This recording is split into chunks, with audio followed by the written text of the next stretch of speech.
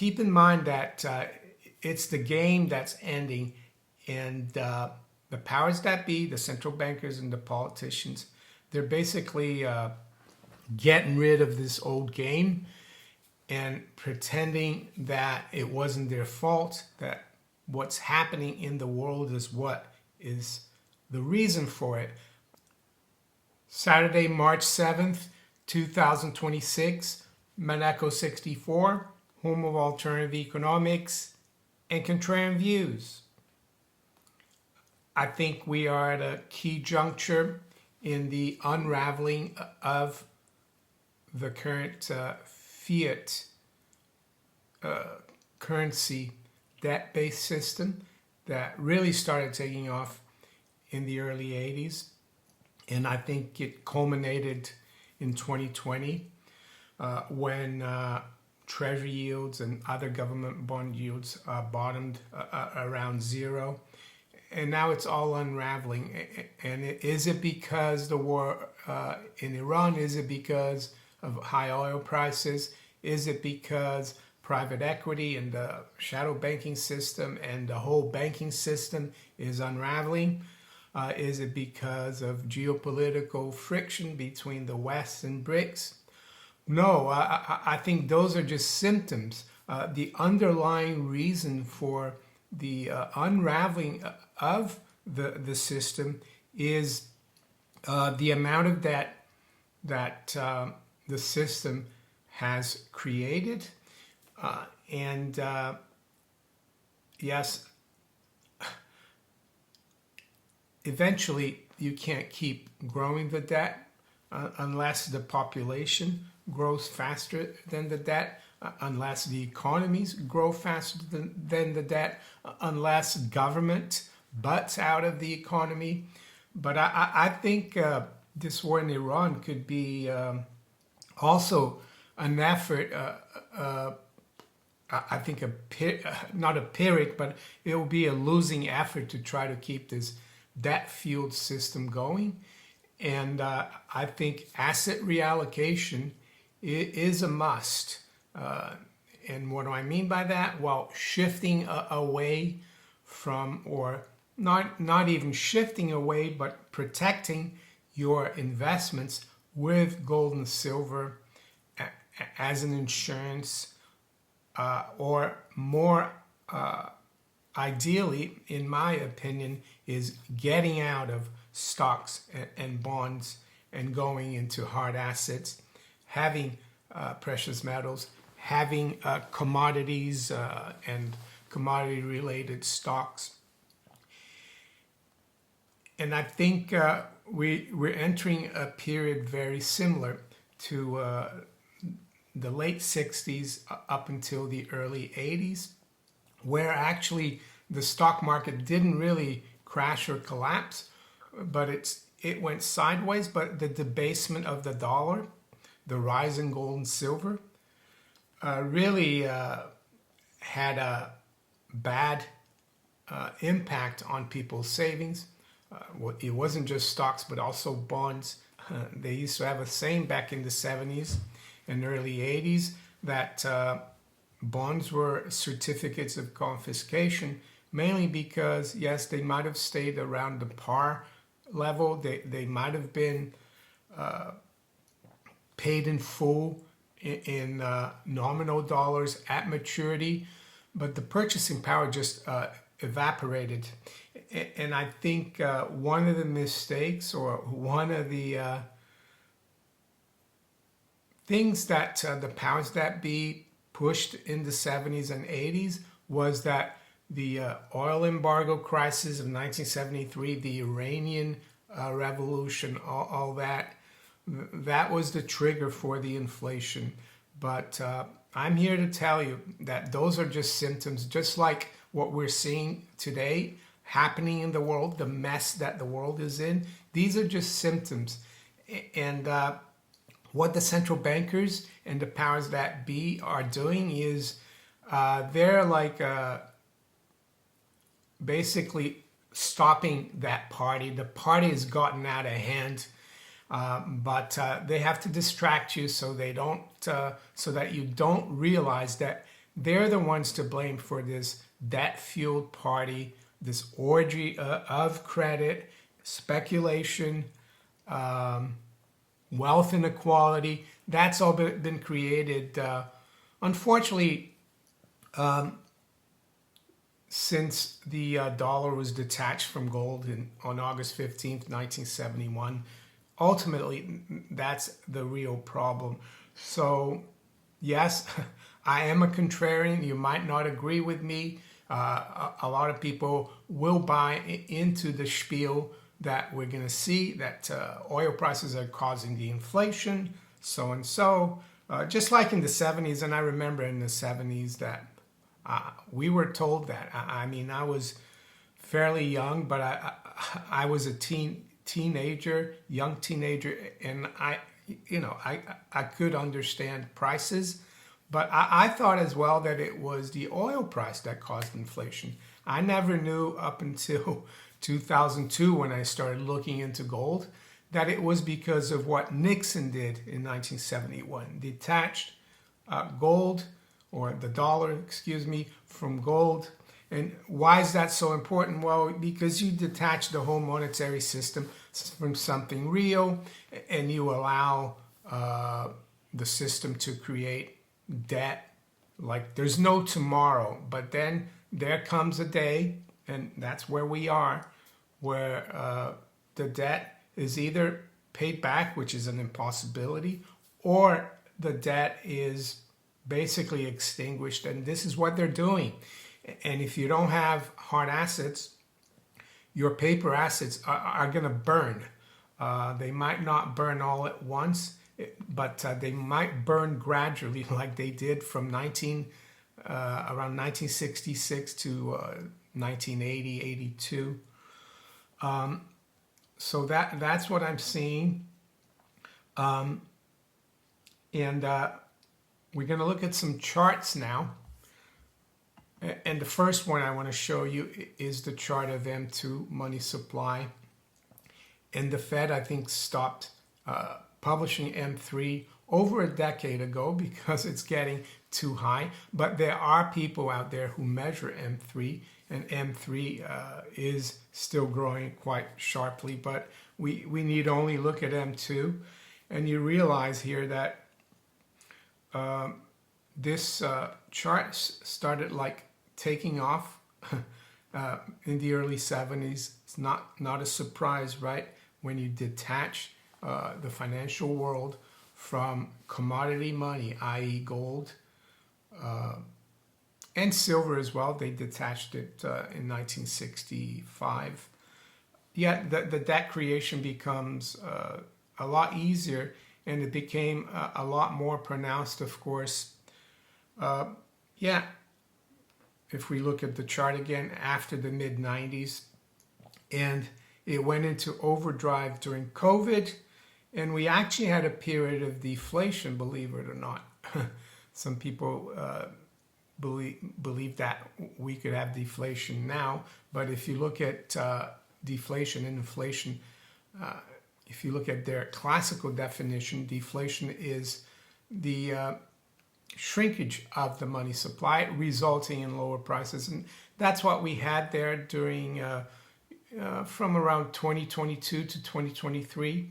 But as you can see now, M2 is picking up again, and we've got inflation again.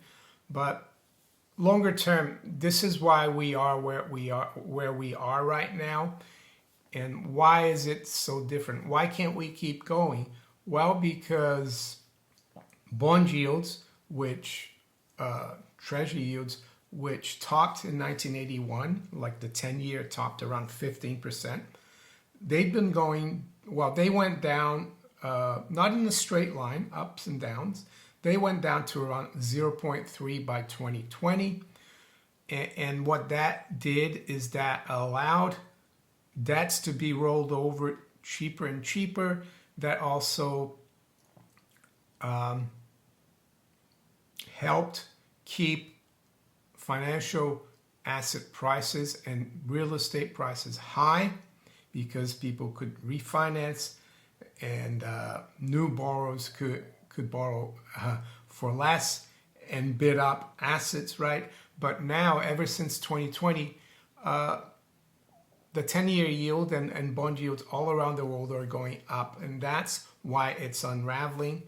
They're not going to talk to you about that because they still think bond yields are going to zero, but they might, but maybe in 60, 80 years from now. I don't think in the next 5-10 years there's any chance that they will, unless, of course, the central banks step in and do massive QE. But if they do massive QE and money printing, well, the fiat currencies are going to burn even more. It's just going to be like fooling the people, right?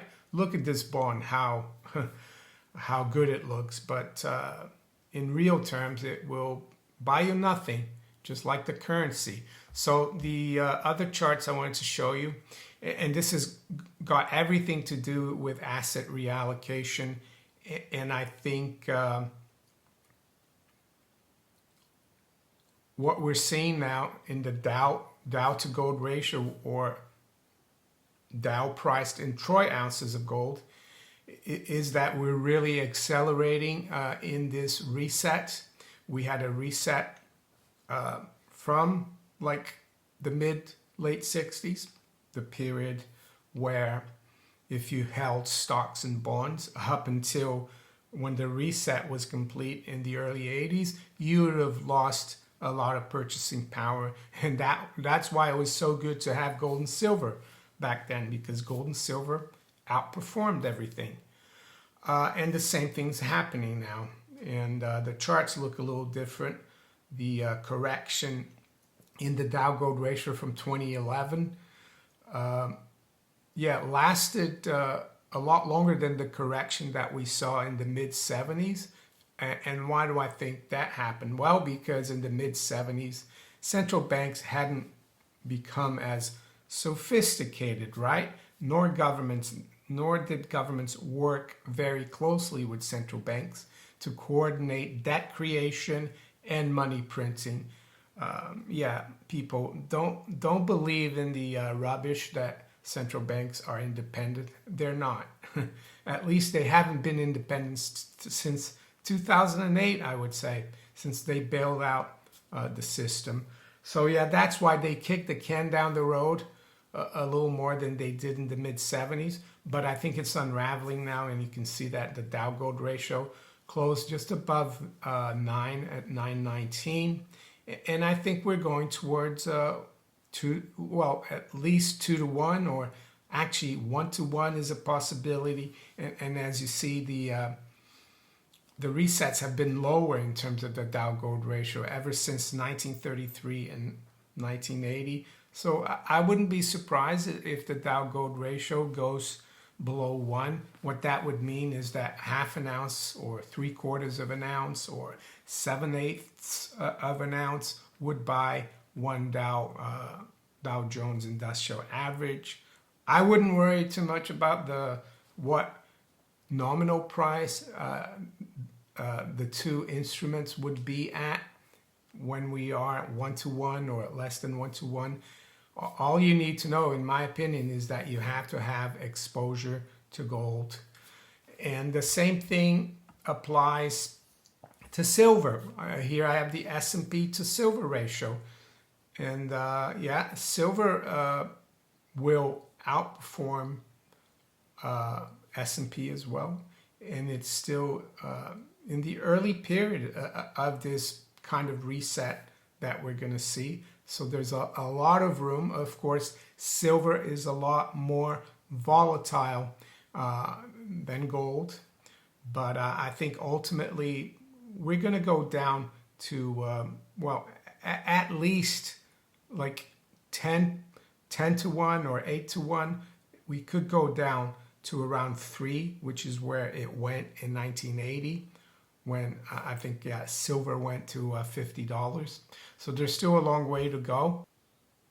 So let's quickly do an update on asset reallocation. And that's just a pretty term, a euphemism for getting out of Dodge, getting out of paper assets and buying gold and silver, right?